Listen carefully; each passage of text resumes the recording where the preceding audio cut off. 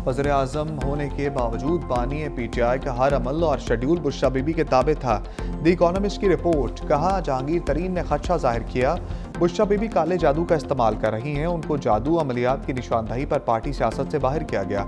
Own Chaudhary को बानी से वज़ारत उज़्मा की तकरीब हलफ बर्दारी में आने से रोका। बताया गया, बुशरा बीबी ने ख्वाब देखा कि अगर आप हलफ बर्दारी में आए तो वो नहीं आ सकेंगी।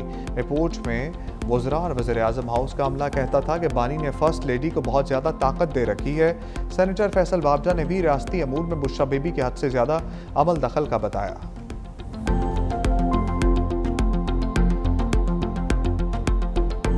एक रूहानियत का लिबादा ओढ़े उनकी अहलिया असरअंदाज होती थी सरकारी फैसलों के ऊपर। कौन से मुल्क के साथ अच्छे ताल्लुकात होंगे, किस मुल्क के साथ थोड़ा सा रिजर्व ताल्लुकात रखने हैं। आज दुनिया के जरीदे ये कह रहे हैं कि फैसलों के पीछे एक पूरा सिस्टम था झूठ का, बहतान का, और वो तमाम फैसले वो खातून खाना करवाती थी। उन्होंने अपना ही रूहानी सिलसिला बनाया था। हताउल अताड़ा की बानी तरीके इंसाफ पर लफ्ज़ी स्ट्राइक। बानी के दौर में हुकूमत के अहम फैसले बुशरा बीबी करती थी। आलमी जरीदे ने बानी PTI से मुताल्लिक हक़ाइक़ का पर्दा चाक कर दिया। PTI दौरे हुकूमत में मुआशी और सियासी फैसले बुशरा बीबी किया करती थी। साबिक़ वज़ीर आज़म की अहलिया ने रूहानियत का लिबादा ओढ़ रखा था।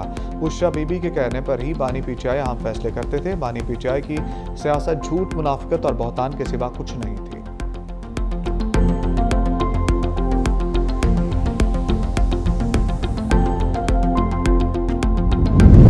पसंद नापसंद जादू टूने में आने वाले शख्स को बानी के करीब लाया गया। सीनियर वज़ीर सिंध शर्जील इनाम मेमन कहते हैं, बानी की अहलिया बुशरा बीबी पूरी हुकूमत चलाती थी। जनाजों, मैयत पर ना जाना सब बुशरा बीबी तय करती थी। लोगों को वज़ीर आज़म हाउस बुलाकर ताज़ियत की जाती थी। बानी PTI के दौर में बहुत बुरा गवर्नेंस का मॉडल था। रियासत मदीना का उनके किरदार से कोई ताल्लुक नहीं था। वज़ीर बल्दियात नासिर हुसैन शाह कहते हैं, बुशरा बीबी का एहतराम है ये, लेकिन मंजर आम पर आने वाली बातें हकीकत हैं। इकोनॉमिस्ट और दीगर जरीदों को PTI दौर में हाईलाइट किया जाता था। ये मकाफात अमल है, गोगी का भी किरदार था।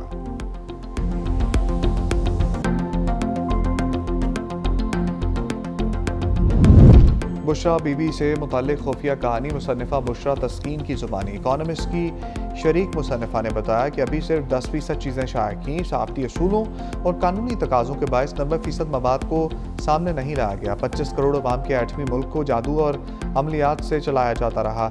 सियासी तजर्बे की कमी की वजह से बुशरा बीबी जल्द एक्सपोज हो गई।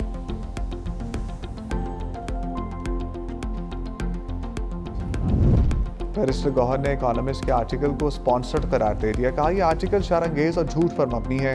इसके खिलाफ कानूनी चाराजोई का हक रखते हैं। मकसद बुशरा बीबी और बानी के किरदार कशी करना है। इससे कबल भी इद्दत जैसे घटिया इल्ज़ामात लगाए गए। ऐसे हटकंडों से बुशरा बीबी को नहीं तोड़ा जा सकेगा। BBC ने अमरीकी सदर की तकरीर को गलत एडिट करने पर माफ़ी मांगी। वक्त साबित करेगा ये बातें भी गलत बयानी पर मबनी है।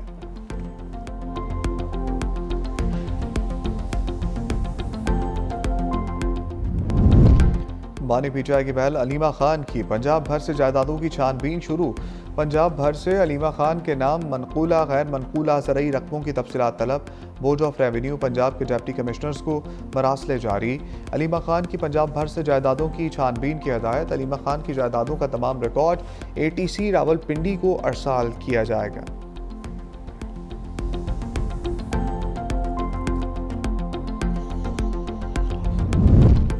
27वीं तरमीम पर तीसरा इस्तीफ़ा आ गया। लाहौर हाईकोर्ट के सीनियर जज जस्टिस शम्स महमूद मिर्जा ओहदे से मुस्ताफ़ी। अपना इस्तीफ़ा सदर पाकिस्तान को भिजवा दिया। चैम्बर भी खाली कर दिया। जस्टिस शम्स महमूद मिर्जा के तबादले का इम्कान था। वो लाहौर हाईकोर्ट की इंतज़ामी कमेटी के मेंबर थे।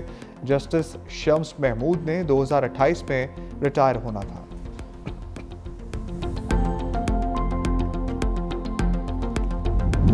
वफाकी आईनी अदालत में एक और जज का इजाफा। जस्टिस के आगा ने हलफ उठा लिया। वफाकी आईनी अदालत के चीफ जस्टिस अमीनुद्दीन ने हलफ लिया। Justice Arbab Mohammad Tahir, justice Mohammad Azam Khan, justice इनाम अमीन मिन्हास की शिरकत। जस्टिस खादिम हुसैन सोमरो और जस्टिस मोहम्मद आसिफ भी शरीक। इस्लामाबाद हाई कोर्ट के चीफ जस्टिस सरफराज डोगर की भी शिरकत। वफाकी आईनी अदालत फ़ाल करने के लिए इस्लामाबाद हाई कोर्ट की इंतजामिया मुतहरक। एडवोकेट जनरल ऑफिस और अटारनी जनरल ऑफिस भी खाली करा लिया गया। वफाकी आईनी अदालत की 2 अदालतें सेकंड फ्लोर पर कायम होंगी। जस्टिस मोहसिन अख्तर कियानी और जस्टिस मियां गुल हसन और औरंगजेब की अदालतें मुंतकिल होंगी।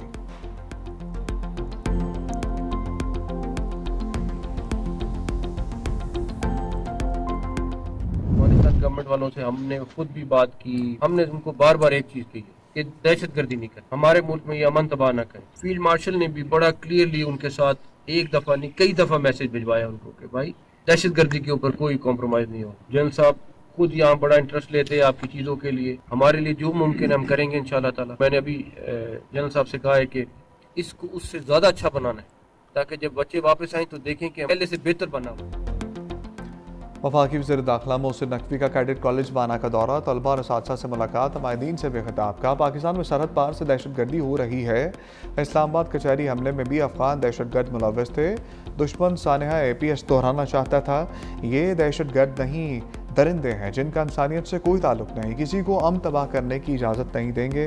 फील्ड मार्शल कह चुके दहशतगर्दों से कोई बात नहीं होगी। हुकूमत से नाराज़ होने का ये मतलब नहीं कि आप असलहा उठा लें। फील्ड मार्शल वाना कैडेट कॉलेज को पहले से बेहतर बनवाएंगे।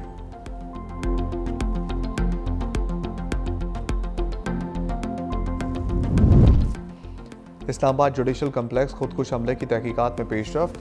दहशतगर्द की मामनत पर एक दर्जी गिरफ्तार, बारूद से भरी जैकेट पेशावर में तैयार की गई। खुदकुश जैकेट कुछ दिन एक दर्जी के पास रखी गई जिसे मालूम था ये खुदकुश जैकेट है। खुदकुश जैकेट गुड़ की बोरी में छुपा कर इस्लामाबाद लाई गई। मरकजी सहूलतकार का खवारिज से राब्तों का एतराफ़।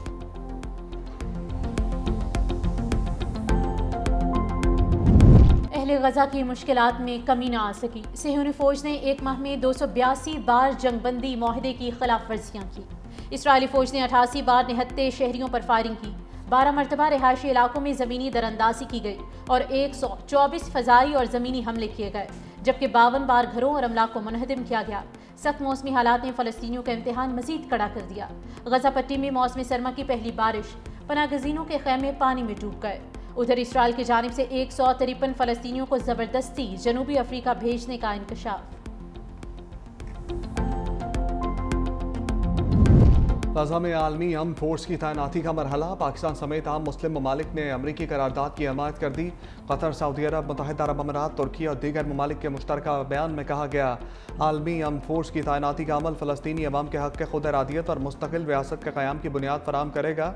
अमरीकी ड्राफ्ट के मुताबिक गजा में 2027 तक आर्जी गवर्नेंस बॉडी और बोर्ड ऑफ पीस कायम किया जाएगा। सरबराही सदर ट्रंप करेंगे। 20,000 एहलकारों पर अमन फोर्स गैर रियासती गिरोहों को गैर मुसल्लह करने, शहरियों के तहफ़्फ़ुज़ और इमदादी राहदारियों को महफूज बनाने की जिम्मेदार होगी।